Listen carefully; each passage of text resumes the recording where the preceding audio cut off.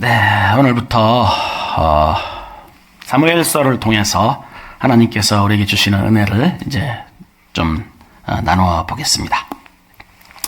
오늘 우리는 사무엘서의 문을 열면서 우주라는 거대한 공방에서 역사를 직조하시는 하나님의 거룩한 작업대 앞으로 가보고자 하는데요. 여러분 혹시 그 고대 유럽의 성이나 그 박물관에 가시면 그 벽면에 큰 그 그림이 있는데 페인트로 칠한 그림 말고 실로 이렇게 만든 직조한 엄청난 크기의 그 천정이나 벽에 직조한 그림 보신 적 있으십니까? 예, 보신 적이 없을 것 같아서 제가 미리 사진을 몇 장 준비해 왔습니다. 네. 이게 다 직조한 겁니다. 그림이 아니라. 예, 어마어마하죠. 예, 정교하게 수놓아진 이 작품들은 그야말로 지금 압권인데요. 예, 이렇습니다. 다 지금 실로 직조한 겁니다. 예, 엄청납니다, 정말. 갖가지 색상들의 실들이 완벽한 조화를 이루면서 하나의 이제 걸작을 만들어내고 있는데요. 그렇죠. 너무너무 색상도 아름답고 그렇습니다. 천장 전체가 다, 벽면 전체가 다 이러니까 시간이 막 어마어마하게 걸렸을 것 같아요. 자, 한 장 더 보여드리겠습니다. 이 그림은 어때요, 여러분? 이상하죠? 뭡니까, 이게? 뭐라고 생각되십니까? 혼돈 그 자체입니다. 똑같은 테피니스인데, 실들이 뭐 제멋대로 엉켜있고, 매듭은 뭐 투박하게 튀어나와 있고, 색깔은 뭐 서로 그냥 뭐 싸우는 듯하게 막 어지럽게 뒤섞여 있는데요. 사람의 얼굴인 거는 대충 이제 알겠는데 어떤 사람인지 잘 모르겠죠. 이건 실패작일까요? 뭘까요? 여러분 어떻게 생각되십니까? 왜 이런 작품을 만들었다고 생각되십니까? 추상화인가? 네, 바로 이 그림의 뒷면입니다. 네, 뒷면이에요. 원래는 이제 그러니까 이제 작가는 이 앞면을 보는 거고 우리는 뒷면을 보게 됐죠. 보고 있는 거죠, 그죠? 예. 그러니까 이 벽화의 이 뒷면을 앞면이라고 오해하고 본다면 이런 말들이 나올 수밖에 없습니다. 도대체 직공은 지금 뭘 하고 있는 거지? 하기 싫어서 억지로 하는 건가? 야, 이거 뭐 완전 엉망진창이네. 이게 뭐 작품이 될 수가 있어. 도저히 이해가 안 간다. 뭐 이런 생각이 들겠죠. 왜냐면 뒷면을 앞면이라고 생각하고 본다면 그런 생각이 들 수밖에 없는 거죠. 그죠? 예. 네, 오늘 우리의 삶도 이렇게 직물의 뒷면과 같이 도무지 이해할 수 없는 일들로 가득합니다. 그렇죠? 도대체 나한테는 왜 이런 일들이 생길까? 우리 가정에는 왜 이런 일들이 일어나는 거지? 왜 저런 인간을 나한테 붙여가지고 이렇게 힘들게 만들지? 도무지 이해할 수 없는 일들이 막 생겨요. 오늘 우리가 이제 펼친 사무엘상의 시대적 배경도 또한 이 직물 벽화들의 뒷면과 같은 그런 이제 형국입니다.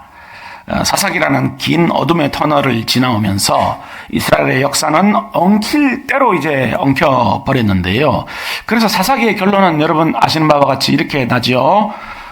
그때에 이스라엘에 왕이 없으므로 사람이 각기 자기 소견에 옳은 대로 행하였더라.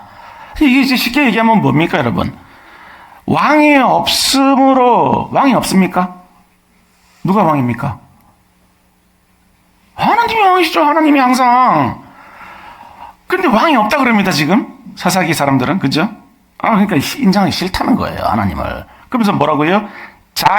각기 자기 소견에 옳은 대로. 그러니까 내가 주인 돼서 내 마음대로 살았다는 거예요. 딱 그 말인 겁니다, 지금. 그렇게 하나님의 법은 무시당했고, 제사장들은 타락했으며, 백성들은 영적 간음에 이제 빠져 있었는데요. 역사의 실태에는 꼬일 대로 꼬여가지고, 마치 하나님께서 이스라엘이라는 작품을 포기하신 것처럼 보입니다. 그때 그 사사기 시대를 보면, 진짜 하나님 포기하셨구나, 손을 놓으셨구나, 이렇게까지 생각이 될 정도라는 거죠. 그러나 바로 그 혼돈의 앞면에서는 보이지 않는 위대한 직공의 손길이 멈추지 않고 움직이고 있었는데요. 우리가 볼 때는 끊어진 실처럼 이제 보이고 잘못 끼워진 매듭처럼 이제 보이지만, 그럼에도 불구하고 하나님께서는 그 섭리라는 바늘이 하나님 들고 계신 바늘이 있는데, 그래서 보니까 새겨져 있는 거예요. 섭리라고 새겨져 있는 거예요. 그 바늘을 들고 시줄 날줄을 막 오가면서 작품을 만들고 계시다는 겁니다. 우리는 뒷면을 보고 있는 거죠. 우리는 앞면을 못 봐요. 이해가 안 되는 거죠, 지금. 그래서 사사기 역사도 엉망진창처럼 보이는 거예요. 우리는 계속 뒷면을 보고 있으니까. 사무엘서는 바로 이제 이 하나님의 섭리가 어떻게 인간의 절망을 소망으로 뒤집어 놓는지, 그 벽화를 탁 들어서 앞면을 딱 보여주시는 그런 의미가 있다는 겁니다. 오늘 우리는 이제 엘가나라는 한 남자의 가정을 통해서 이 거대한 하나님의 섭리를 이제 좀 더듬어 보고자 하는데요. 본문 1절은 아주 자세하게 엘가나를 소개하고 있습니다. 에브라임 산지 라마다임 소빔에 에브라임 사람 엘가나라 하는 사람이 있었으니 그는 여로함의 아들이요 엘리후의 손자요 도후의 증손이요 수베 현손이더라. 이렇게까지 이 족보를 자세하게 이제 기록을 해놓았습니다. 이 족보를 보면 엘가나가 꽤 뼈대 있는 가문의 사람이라는 걸 지금 우리가 알 수 있죠. 이 지금 몇 년도 사람입니까, 이 사람이? 다윗이 이제 지금 태어날 무렵이니까, 다윗이 몇 년도입니까? 기원전 1000년입니다. 지금부터 3000년 전입니다. 우리나라 고조선이 언제 멸망했습니까, 여러분? 기원전 100년 됩니다, 100년. 그렇죠? 우리나라 한창 고조선 때예요. 근데 이 족보가 이렇게 자세하게 적혀 있어요. 얼마나 놀랄 일입니까, 이게? 특별히 이제 역대상 6장의 기록을 통해서 우리가 이제 이 엘가나가 단순한 에브라임 지파 사람이 아니라 에브라임 산지에 거주하던 그 레위 지파 중에서도 찬양을 담당하던 그 고핫 자손이라는 사실을 우리가 알 수 있습니다. 그러니까 이제 그는 성전 봉사의 직무를 맡은 거룩한 가문의 후손으로서 겉보기에는 뭐 나무랄 데 없는 신앙인이죠. 그러니까 우리로 치면 어떤 거예요? 4대째 그리스도인이다. 이 정도 되겠죠. 4대째. 특별히 성전에서 이렇게 직무를 맡고 있었으니까 4대째 목사님 가문이다. 이 정도 될 것 같아요. 그러나 1절의 화려한 족보가 딱 끝나자마자 2절에서 우리는 이제 충격적인 현실을 마주하게 되는데요. 그에게 두 아내가 있었으니. 4대째 목사님인데 그에게 두 아내가 있는 거예요, 지금. 근데 보통 우리가 이 대목을 보면은 그냥 흘러가기가 쉽습니다. 왜냐하면 옛날에는 의뢰 그랬거니 이렇게 생각을 하고 그냥 흘러가기 쉬운데, 여러분 4대째 목사님이 아내가 둘이라는 게 이해 가십니까? 놀라셔야죠. 뭐지? 이렇게 돼야 되면 자동적으로. 그러니까 엘가나는 이제 레위 사람으로서 하나님의 성막을 섬겨야 될, 그러니까 거룩한 그 구별된 가문의 가장이라는 사실을 염두에 둔다면 이제 그냥 지나갈 수가 없는 겁니다, 지금.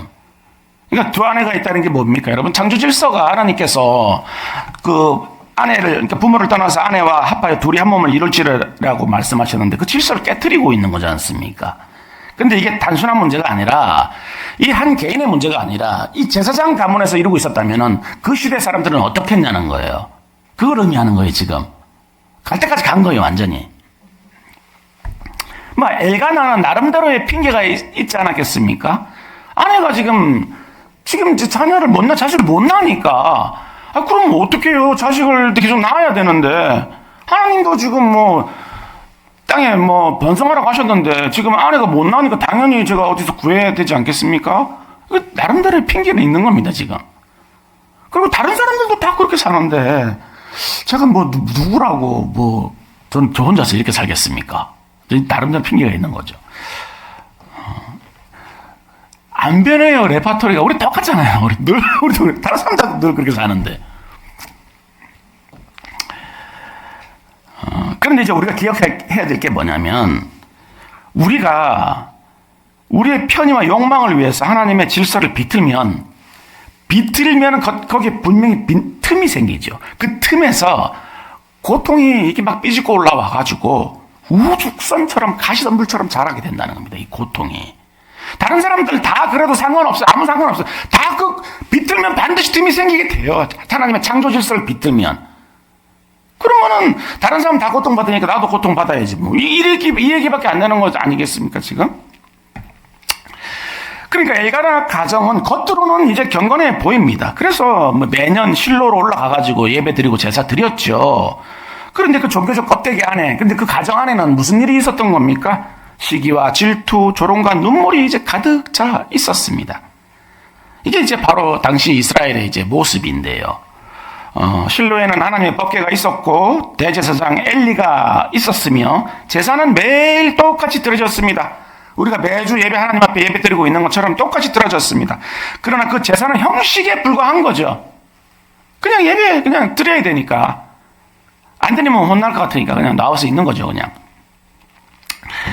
엘리 아들 홈리와 비나스는 재물을 가로채고 성막에서 수종도는 여인들과 이제 악행을 저지르고 있었는데요. 그러니까 성전이, 교회가 완전히 타락하는 거예요, 지금. 완전히. 그럼에도 불구하고 하나님께서 이 가정을 안 버리신다는 겁니다. 예. 오히려 이 가정의 그 가장 깊은 상처, 가장 아픈 고통을 핀셋으로 딱 집어내가지고 그 역사를 바꾸는 수술 도구로 사용하시는 거예요, 오히려. 그런데 이제 여기서 이제 우리가 좀 주목해 보여야 될 게 뭐냐면, 이제 구약 성경에서 처음으로 등장하는 하나님의 이제 칭호가 나오는데요. 바로 만군의 여호와입니다. 여기서 처음 나옵니다. 만군의 여호와. 모든 군대들의 하나님이라는 의미죠. 만군의 여호와. 그러니까 사사들이 다스리던 혼란한 그 시대이자 블레셋의 위협이 끊이지 않던 그때 하나님은 당신을 나는 만군의 여호와다. 이렇게 지금 말씀을 하시면서 우주의 통치자다. 너희들이 나를 왕으로 인정하지 않고 나를 주인으로 인정하지 않는다 할지라도 나는 변함없이 온 우주를 창조하고 다스리는 만왕의 왕이자 만주의 주다 라고 지금 선포하시는 거예요. 만군의 여호와라고 자신을 지금 말씀하신다는 의미는. 근데 바로 이제 이 만군의 여호와께서 온 우주의 여호와 하나님께서 한 여인의 삶에 개입을 하시는 겁니다. 기대되시죠, 여러분? 기대되십니까? 무서우십니까? 무서워, 우리는. 하나님이 개입하신다 그러면, 아이고야, 너 무슨 일이냐, 기대되기보다는, 아니나 다를까요? 우리의 기대와는 정반대의 상황이 이제 나타납니다. 5절을 보면, 여호와께서 그에게 임신하지 못하게 하심으로 라고 되어 있는데요. 근데 여러분 지금 6절 첫 부분에 여호와께서 그에게 임신하지 못하게 하시니라고 되어 있는데 5절 마지막에 보면 이 말이 똑같이 있어요. 여호와께서 그에게 임신하지 못하게 하시니 5절에 한 번 더 쓰고 6절에 한 번 또 똑같이 씁니다. 그러니까 이게 잘못된 말이 아니라는 거예요. 내가 했다, 내가 몸 임신 못하게 만들었다라는 걸 두 번을 쓰시면서 하나님이 강조하신다는 겁니다, 지금. 예. 그러니까 충격 아닙니까, 여러분? 태가 막혀서 아이를 주셔도 시원찮을 판인데, 이게 우리의 기도 제목인데 막으시는 거 하나님께서 일부러? 한 번 써놓으면 우리가 못 믿을까봐 두 번 쓰시면서 내가 막았다, 확실하게 막으셔요. 지금 뭡니까? 징계가, 물론 징계도 있어요. 우리가 잘못할 때는 하나님이 매도 때리십니다. 그러나 이런 경우는 지금 죄를 언급하지 않으시니까 섭리라는 건 징계가 아니라 하나님의 어떤 목적이 있으시다는 거예요. 지금 태를 닫으신 목적이.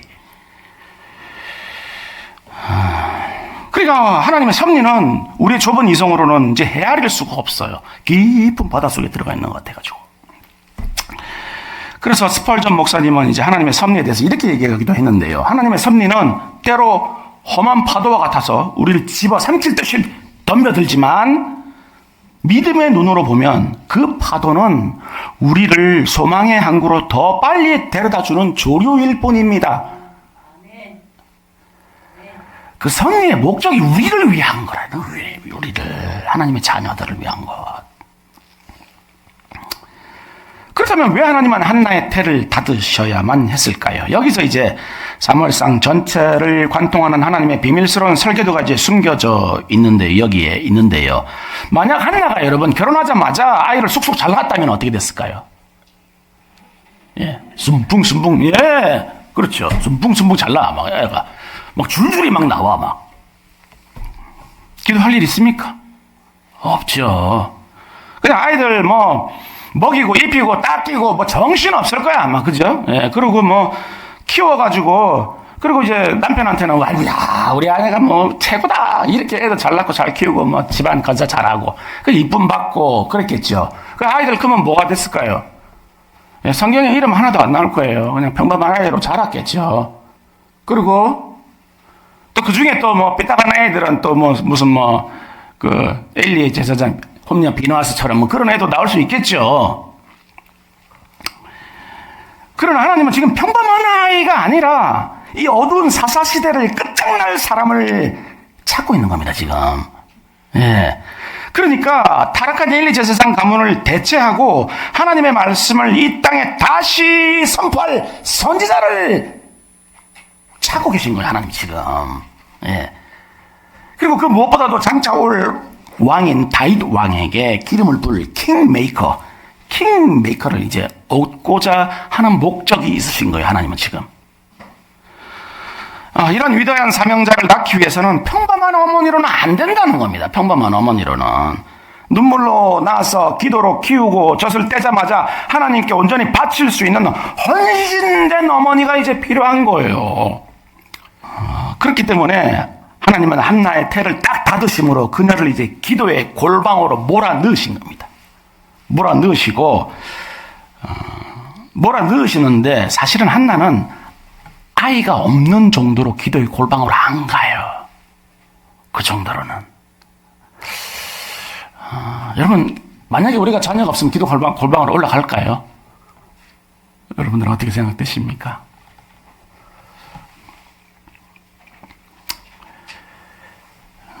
기도의 골방으로 안 올라갑니다, 한나는. 왜죠? 남편이 그냥 물신양면으로 열심을 다해.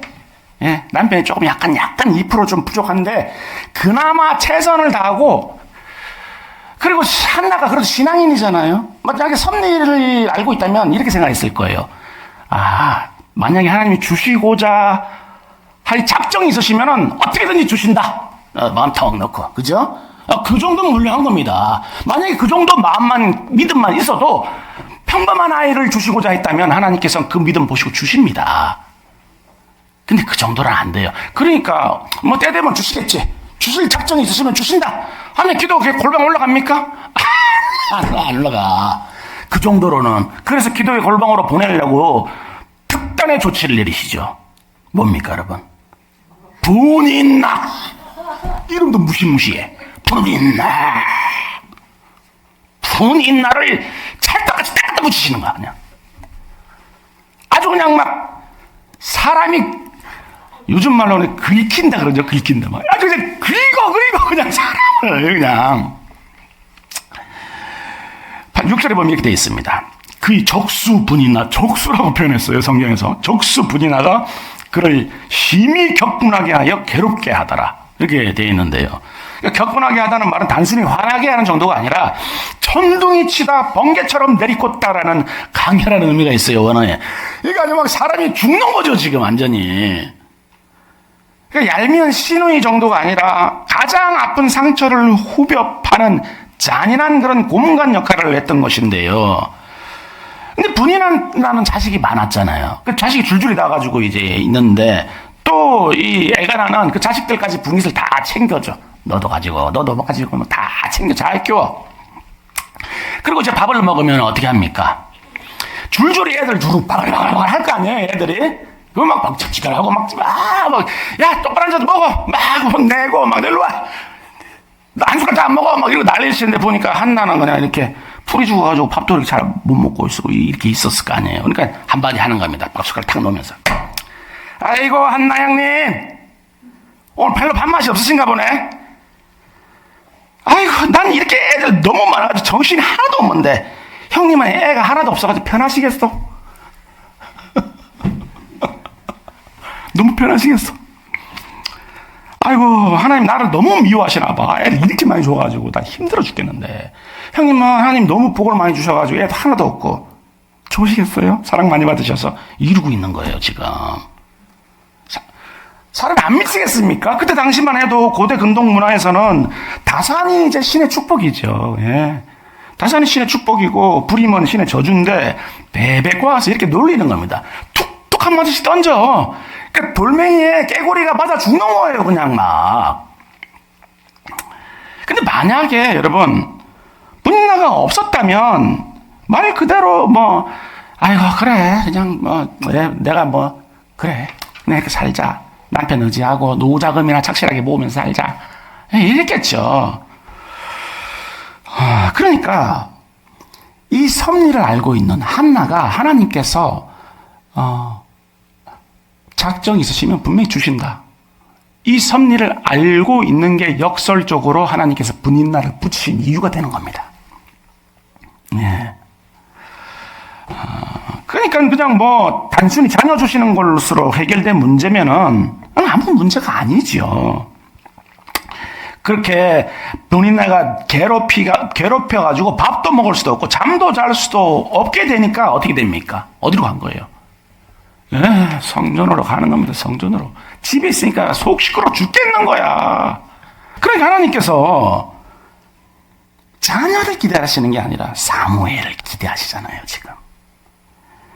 근데 이제 이렇게 아내가 괴로워하니까 남편으로서 또 보기가 힘들지 않겠습니까? 그 모습이. 그래서 와서 한마디 합니다. 뭐라고 합니까? 한나여 어찌하여 울며 어찌하여 먹지 아니하며 어찌하여 그대의 마음이 슬프냐. 결정적인 말을 던집니다. 내가 그대에게 10아들보다 낫지 아니하냐. 그러니까 지금 분인나의 갑절에 그 분깃을 줬죠. 갑절로 항상 줍니다, 아내한테. 분인나는 그냥 일반 브랜드 백 사주면 한나한테는 명품 백 사주고 뭐 지금 그러고 있는 거예요. 야, 내가 낫잖아.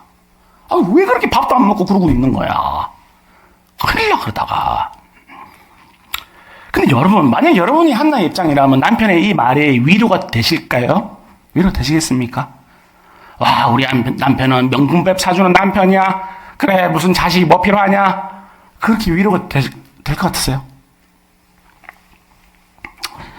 그러니까 이게 지금 잘 키운 남편 하나 10아들 안 부럽다. 이 말이잖아요. 이 철딱선 없는 말이잖아요. 이게 지금 무슨 잘 키운 남편 하나가 10아들이 안 부럽다. 이런 말을 하는 이런 철딱선이 없는 남편의 말이 위로가 될 리가 없는 거죠.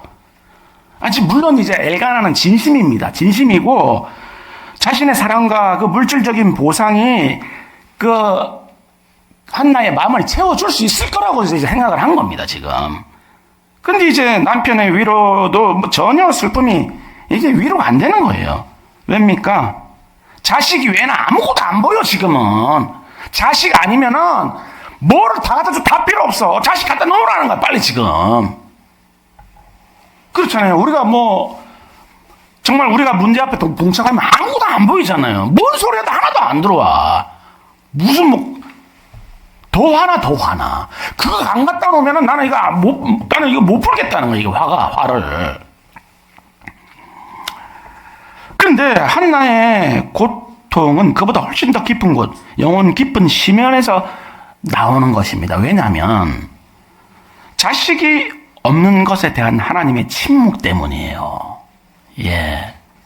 그러니까 단순히 자식이 없는 것도 화가 너무 나는데 분인나가 거기다 엎친 데 덮친 격으로 더 막 화를 나게 만드는데 근데 하나님이 계속 무시하고 모른 척 하시는 거 지금.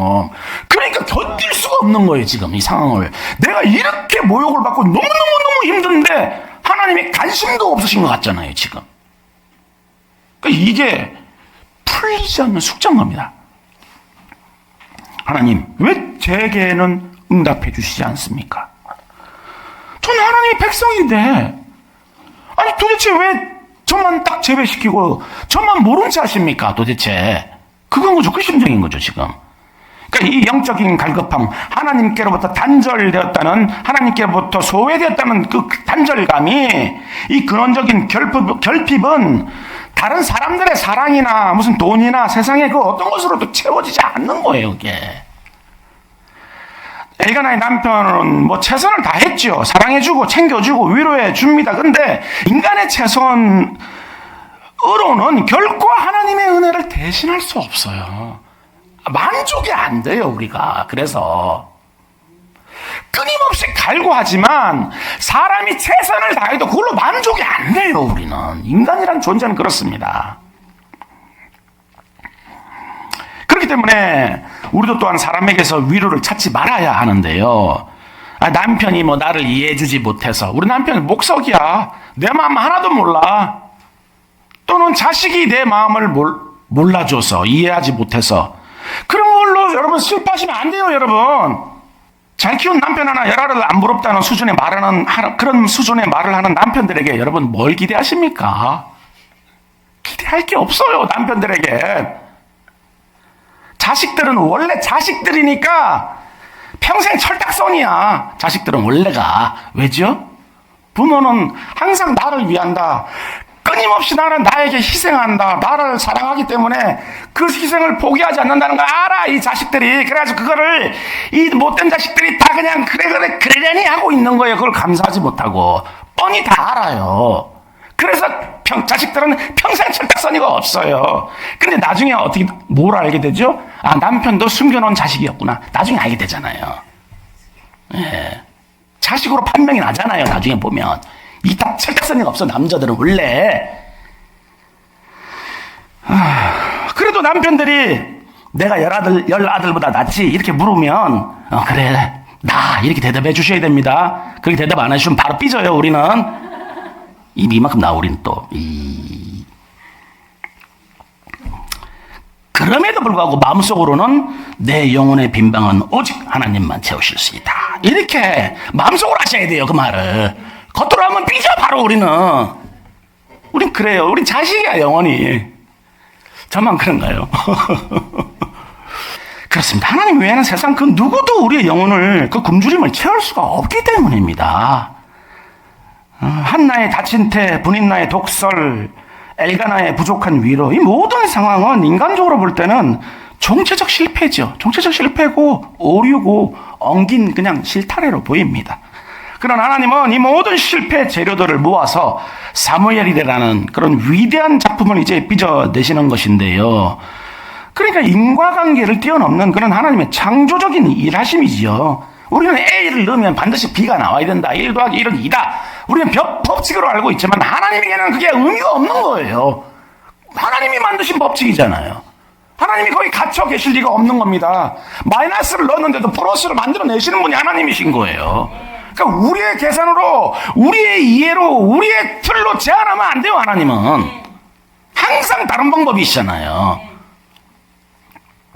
이런 하나님의 섭리를 보여주는 과학사에 놀라운 실화가 이제 하나 있는데요. 그러니까 여러분, 심장박동기가 혹시 어떻게 발명됐는지 아십니까?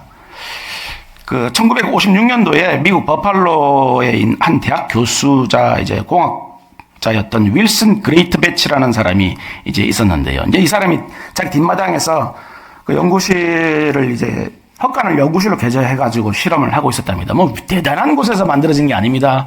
자기 헛간에다가 얄궂은 거 하나 몇 개 갖다 놓고 납땜기 갖다 놓고 이러고 있었던 거예요. 뭘 한다고. 근데 심장 박동 소리를 기록하는, 심장이 덕 뛰는데 그 소리를 기록하려는 장치를 이제 만들려고 이제 시도하고 있었어요. 근데 어느 날 이제 그 전자회로에다가 작은 부품을 납땜하면서 실수를 했는데 저항기를 오음수가 다른, 그러니까 1만 오음짜리를 써야 되는데 1메가 오음짜리를 잘못 넣고 납땜을 한 겁니다. 그러니까 이제 완전 실수죠. 실패고. 그러니까 이제 작동하지 않아야 되는데 전원을 딱 켜니까 이 기계에서 뭐 이상한 반응이 나타난 거예요. 어떤 반응이 나타났냐면 규칙적인 전기 신호, 그러니까 의도했던 소리는 전혀 목동이 됐는데 규칙적인 전기 신호가 이렇게 뚝뚝뚝 하는 소리가 들리기 시작했다는 거예요. 근데 아이고 실패했네 또. 왜 뭐가 실패했지? 그래서 막 자세히 들여다보는데 가만히 듣다 보니까 소리가 어디서 많이 듣던 소리야. 이게 심장 박동하고 똑같은 거예요, 소리가. 뚝뚝뚝. 그래가지고 불현듯 생각이 떠오른 게 뭐냐면 이거를 심장에다가 넣으면은 심장이 뛰지 않는 사람들을 박동시킬 수 있겠다. 그 생각이 든 겁니다. 그래가지고 나왔어요, 이 기계가. 예. 무슨 대단한 연구소에서 나온 게 아니에요. 뒤에 헛간에서 이렇게 하다가, 답대미 하다가 실패해가지고. 근데 나중에 이 사람이 뭐라 그랬냐면은, 나는 내가 무엇을 하는지 몰랐지만, 하나님은 알고 계셨다. 그렇죠. 자기는 지금 뒷면을 보고 있는 거야. 벽화펜 뒷면을. 뭔지 모르고 막 하고 있는 거예요. 근데 하나님이 앞에서 하신 거잖아요, 그게. 자기가 했다고 생각하지만. 그렇습니다. 한나의 인생 회로에 끼워진 닫힌 태라는 부품은 인간의 눈으로 볼 때는 명백한 불량 부품이죠. 그렇죠. 닫힌 태는 불량 부품입니다. 엘가나의 가정에 끼워진 그 분인나는 잡음만 시끄럽게 내는, 온 집안을 분란을 일으키는 고장난 저항기처럼 보입니다. 그러나 위대한 공학자이신 하나님께서는 이 잘못된 저항기들을 버리지 않으시는 거예요. 오히려 그걸 그대로 두시고 섭리의 회로에 다 연결하셔가지고 이스라엘을 살리고 인류를 구원할 은혜의 심장 박동기를 만들어내신 겁니다. 자, 그렇다면 우리의 인생에도 이런 실패처럼 보이는 저항기들이 분명히 있습니다. 이해가 안 돼, 이해가. 아니, 어떻게, 왜 나만 맨날, 이게 우리의 18번이에요. 왜 나만, CCM도 있죠. 왜 나만 걷는 고난이냐고. 얼마나 나만 그랬으면 가사로까지 만들었겠냐고. 왜 나만, 아니, 다 전부 다 있다. 각자가. 아, 들어보면 저 사람은, 아니, 뭐 저게 고난인가 싶은데 그 사람한테는 못 견딜 고난인 거예요, 그게. 나보다 더 힘들 것 같다. 그럼 그때는 아이고 힘들겠다 하지만 아니에요. 모든 사람에겐 다 자기에게 최고로 힘든 거예요. 그게. 다 죽지 못해 견디고 있는 정도예요. 지금 전부 다. 예.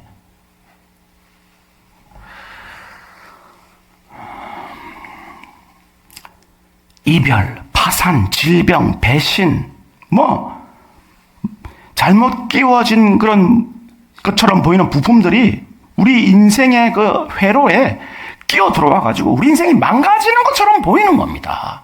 야, 이러다가 정말 완전히 망하는 거 아니야? 끝장나는 거 아니야? 와, 너무 불안한 거죠. 막 한계까지 왔어. 더 이상 못 버틸 것 같아. 내 인생은 망했다. 난 실수투성이야 자체가 하는 겁니다. 손 쓸 수가 없어요. 손 쓸 수가. 뭐 좀 보여야지. 이게 뭐 대충 그래야지 엉킨 걸 풀어볼 시도나 하지. 엉망진창이 돼버렸는데 이걸 어떻게 해? 근데 여러분 낙심하지 마십시오. 오늘 본문에서 처음으로 언급된 만군의 여호와께서 그 실수를 붙들고 계십니다. 아니, 붙들고 계신 정도가 아니라 그 실수를 통해서 하나님을 그 뜻을 성취하신다는 거예요. 그러니까 하나님, 우리에게나 그 실패가 실패지 하나님께는 그 실패가 성공을 위한 도구라는 겁니다. 그게 실패를 일부러 허락하신다는 거예요. 하나님께서 그 실패를 통해서 우리 인생을 성공한 인생을 만들기 위해서. 그래서 우리는 흔히 실패는 뭡니까? 성공의 어머니.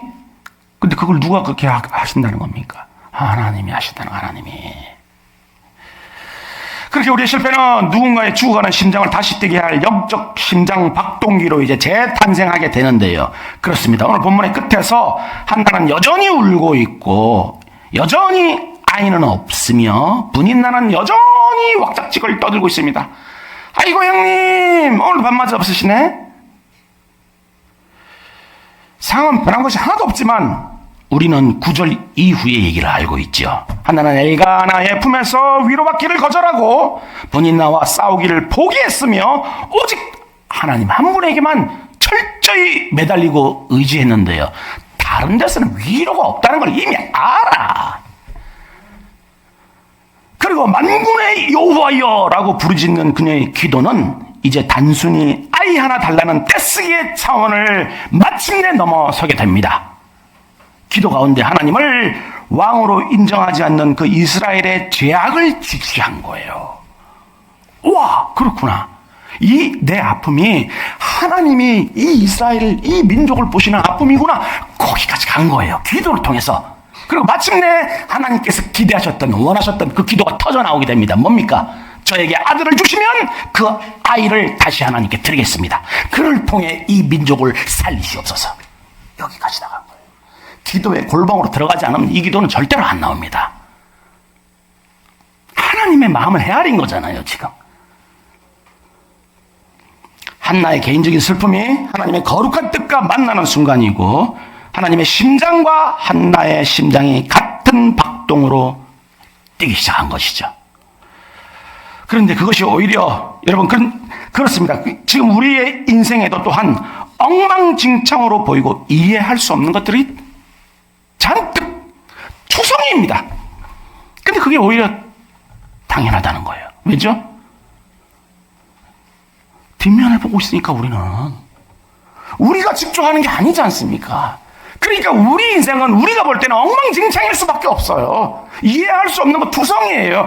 그게 정상이라는 겁니다. 그게 정상. 그렇기 때문에 우리는 절대 낙심하면 안 된다는 겁니다. 손 쓸 수가 없는 것처럼 보이는 거예요. 우리 인생 자체가. 그게 정상이에요. 정상인데 왜 낙심합니까? 정상인데 그 상태가. 선명하게 보고 싶으세요?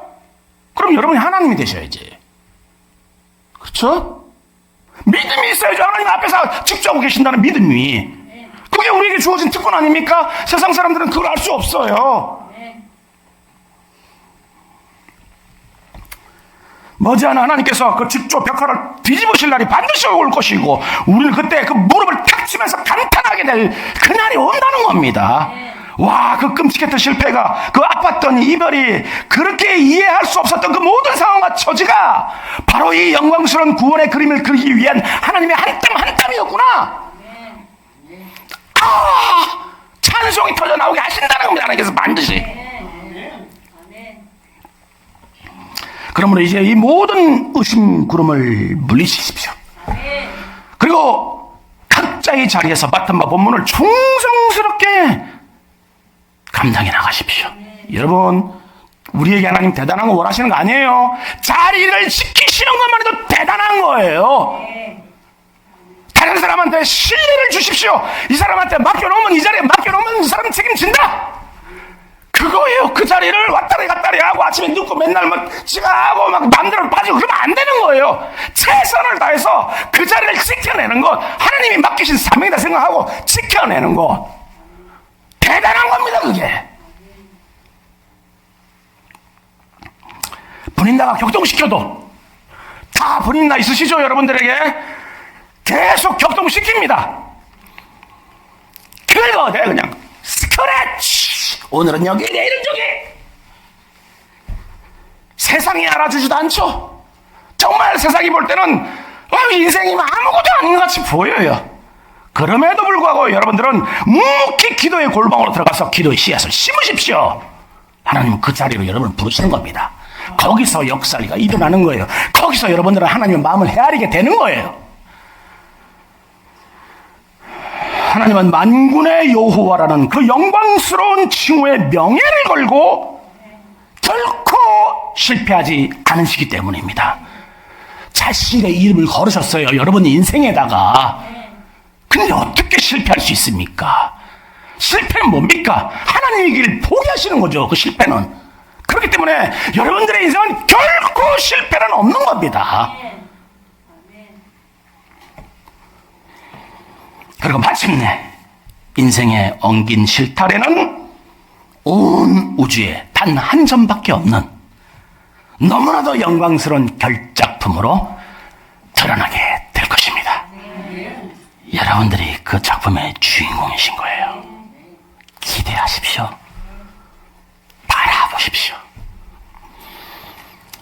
이 시간 이 위대한 하나님의 섭리를 신뢰하고 기도의 자리와 순종의 자리에서 끝까지 인내하는 저와 여러분 모두가 될 수 있기를 주님의 이름으로 간절히 축원하겠습니다.